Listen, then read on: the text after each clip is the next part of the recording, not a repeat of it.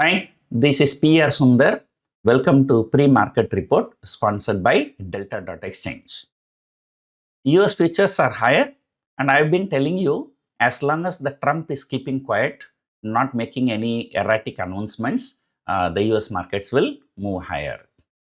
And it has already fallen more than 10%, S&P 500 more than 10%, Nasdaq more than 12-13%.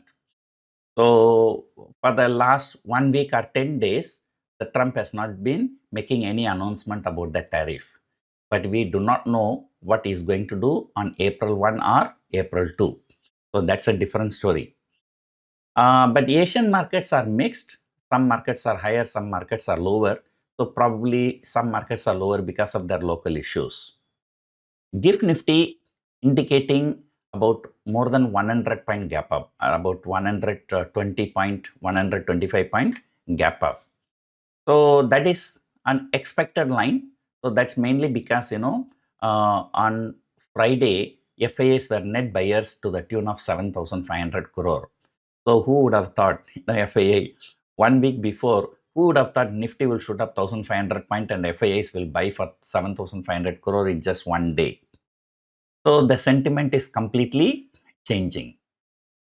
But March expiry is approaching, plus April 2 deadline for the Trump, many times Trump has spoken about the tariff, and many times when he speaks about the tariff, he mentions India. So, on April 2 is going to be a big uncertainty. So therefore, from this expiry to April 2, there might be some kind of a volatility. If you look at the put call ratio, it is above 1. Open interest, very, very bullish. 23,200, 23,100, 23,000, So left, right, and center, people are selling put options. Only 1 day of active trading. Usually people concentrate on weekly options. Only on Friday, they deploy money for monthly option because the last week. So already PCR is 1.1. I'm sure today another 100, 150 point gap up. More and more puts will be added. So it might be going to a dangerous level of 1.5. Of course, if that is happening closer to the expiry, there's nothing to worry because of time value. Things will work in favor of option writers. Now, as I already told you, the markets are bullish. It can head towards 23,800 to 24,100 in that range. So that's the resistance zone. And but these are all what I'm talking is at technical levels, and it's good for short-term traders who are following the technicals. But it's not good for investors. From the investor perspective, nearly 2/3 of the stocks are still in a death cross. 2/3 of the Nifty 50 stocks. About 75% of the broader markets stocks, they are in death cross. First, let me tell you what is a death cross. So the 50-day moving average is below 200-day moving average. Then it is called death cross. The momentum is on the downside. And the opposite is a golden cross. When the 50-day moving average is turning above 200-day moving average. So it's a golden cross. So right now, they're in the death cross only because the market Nifty has fallen 4,000 point, 1,500 or even 2,000 point recovery. Is also, it's a kind of a retracement only.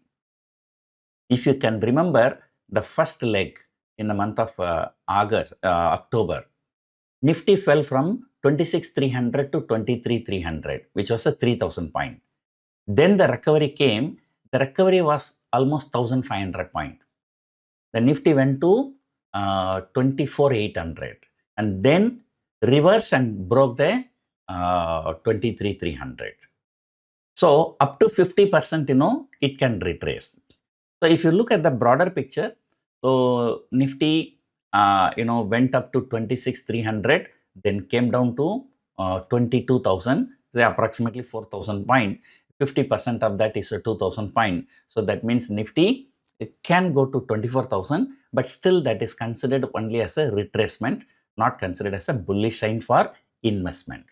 So investment is different and trading is different. So don't get confused.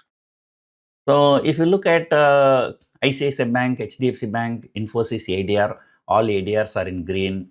FIIs were net buyers for 7,500 crore, right? So the gap up. The question is, the gap up will be there, surely, because everything is positive. But will that gap up sustain? Right?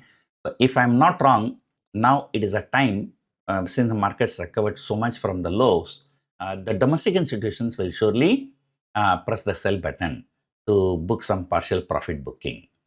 So that can make markets more volatile. So as long as 100 point, 200 point up and down move, that should not be a problem. But as long as on the way down also we remember sometime 300, 400 point fall, 300, 400 point recovery. So as long as that is not happening, option traders are safe. As I told you yesterday, for this week, my expectation is for the time being 23,000 to 23,800.